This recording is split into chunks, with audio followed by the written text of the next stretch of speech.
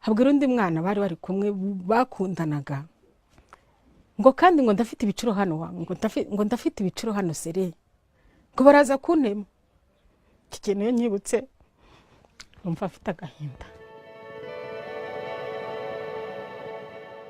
Yari umuhungu ushabutse, ikintu yigaga yakoraga, yarazi ko azankiza, yakoraga utuntu twuko atazaba.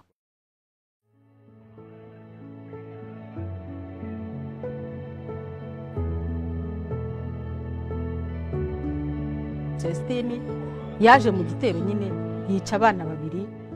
Twasohotse barakubise urugi barukubita rurugu imbere. Ubwo dusohoka turasohoka hari ku kwezi amanywavu.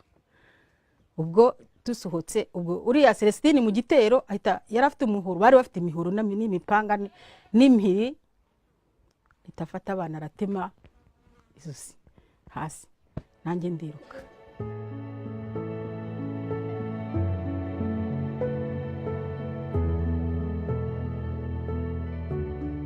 Undi umwana bari umuntu w'umumarayika nta n'icyaha afite, mbona baraziza akarengane kubyerekeranye n'imyumvire mibi y'ubuyobozi bubi.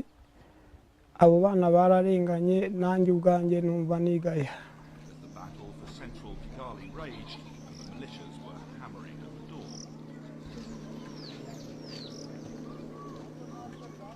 Nahise numva nihinze, ngira ubwoba, ndavuga ati noneho nanjye aranyica.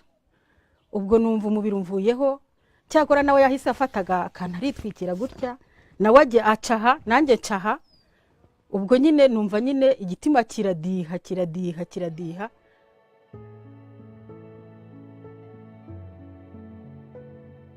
Ati ufite urufunguzo rufungura uriya Celestine afite urufunguzo rugufungura.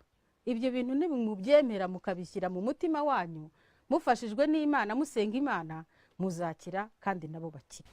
Dusaba imbabazi abacikacumu bose, abacitse ku icumu, abarokotse ku mpamvu z'uko kuba bariho atari ku bwanjye, kubera yuko icyo gihe nanjye nari umuntu w'umwicanyi kuko w'igikoko, ni ukuvuga ngo ntabwo ariho ku bwanjye, ni Imana yonyine yamwibesherejeho.